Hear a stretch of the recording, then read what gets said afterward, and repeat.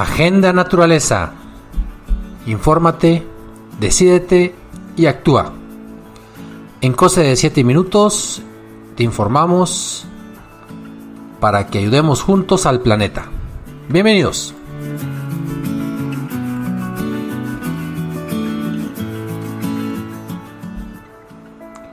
Para todos nosotros es muy importante contar con un área verde cercana y lo hemos considerado ya una suerte como de servicio necesario, como un deber ser cuando compramos una casa. Para algunos no es muy entendible el considerar que tener un parque cercano, el tener un área verde extensa, debiera ser una suerte hasta de derecho natural, como tenemos en nuestra Constitución el derecho a un medio ambiente sano. Y me ha interesado comentarles sobre los parques urbanos, cómo se ha descubierto que no solamente ofrecen recreación, divertimento, un beneficio psicológico que está comprobado, y cómo contrasta con esa visión pues materialista, humanista, tomada en su punto más extremo, en el cual el ser humano debe estar como rodeado de construcciones, edificaciones que han dominado la naturaleza. Si vemos Roma en su apogeo tenía 1 millón de habitantes y las áreas verdes pues se asumían como pequeñas macetas en las casas, pequeños jardines para el gusto de los grandes ricos del Imperio Romano o de la República en su caso. Pero los parques eran considerados más bien pues, algo no necesario. Estos parques de la ciudad, pues como les he comentado, más bien han sido una pequeña situación recreacional, y a medida que las ciudades sienten el impacto de la lluvia, de las alcantarillas llenas, del aumento de las temperaturas, del aumento incluso de los mares en las ciudades costeras, muchos urbanistas han cambiado su concepción. Ahora también les dan un valor ecológico vital a esos parques urbanos. Hay un movimiento silencioso y profundo, como dice Dayan Regas, en que los parques ahora se consideran una gran ayuda para las ciudades, sobre todo para poder adaptarse a las realidades del cambio climático. En el caso concreto de León, Guanajuato, sabemos que incluso hay camellones como los de una avenida que se llama Juan Alonso de Torres, que logran mitigar por 2 grados la temperatura si uno se pone del otro lado del camellón, justo digamos en la banqueta contraria. Bueno, pues hay una organización que se llama The Trust for Public Land. Tiene su índice de parques en Estados Unidos y clasifica a las 100 ciudades más grandes de Estados Unidos por sus parques.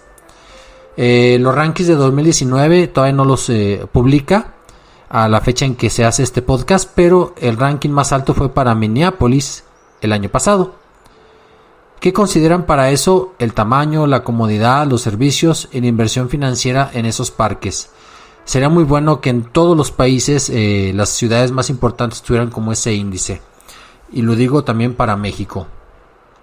Antes se pensaba que tuviéramos canchas, que tuviéramos patios de recreo, que tuviéramos juegos, y eso era como que lo que nos empujaba a un área que pues, le agregábamos a esos servicios el árbol, el pasto, las enredaderas.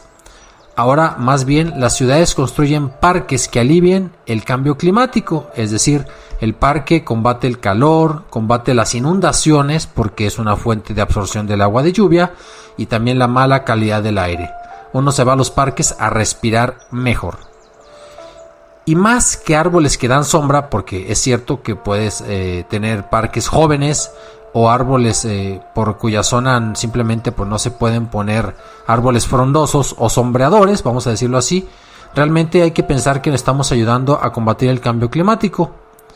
En los países donde hay grandes ciudades costeras ayudan a mitigar las inundaciones, a capturar carbono y también pues el sentido de comunidad. Lo hemos visto que ahora pues no es que sea una moda, sino como una nueva forma de tomar conciencia de cómo estamos construyendo.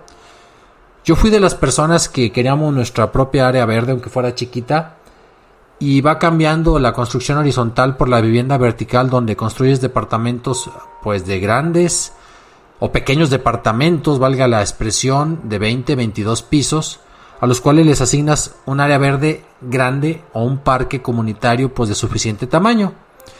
Pareciera que tienen razón, hay que decirlo, porque pues, en las pequeñas áreas verdes que no siempre se comparten y por la inseguridad incluso ponemos bardas, esa comunicación que es natural en los ecosistemas la rompemos por nuestro miedo a los ladrones y a la inseguridad. En fin, por ejemplo, la ciudad de Dallas, que es una de las ciudades que sufre más el calentamiento global porque tiene demasiado cemento, tiene demasiado asfalto, está asignando 312 millones para cambiar eso y tener más parques y las áreas verdes más funcionales. Nos ayudan esos parques, como dice el informe de esta organización, a lidiar con las inundaciones, y hay muchos vecindarios que se han construido en zonas o en llanuras de inundación. En México pienso sobre todo en la cuenca del Valle de México y también en Tabasco, y entonces los parques ayudarían mucho. Houston se está preparando porque tuvo la atención del huracán Harvey hace un par de años. Y en Boston, pues esta ciudad también piensa que el nivel del mar va a aumentar va a aumentar 1 metro para dentro de 30 años. Y entonces, ¿cuál es la solución? Si el resto del mundo no hace una solución conjunta, pues vamos a hacer mayores parques y mayores espacios de absorción de agua. La ciudad de Nueva York está en la misma situación.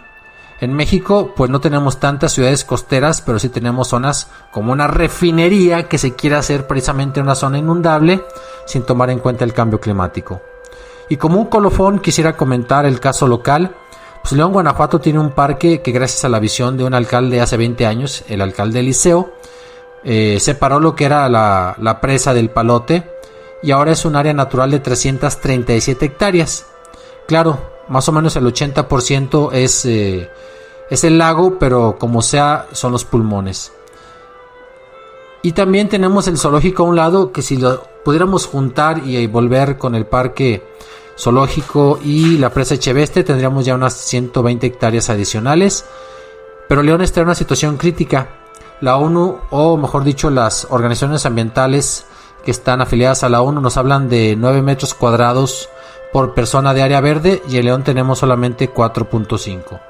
Aumentemos y cuidemos nuestras áreas verdes, porque eso es fundamental, ya no solo para sentirnos bien, sino para combatir el cambio climático. Esto fue Agenda Naturaleza.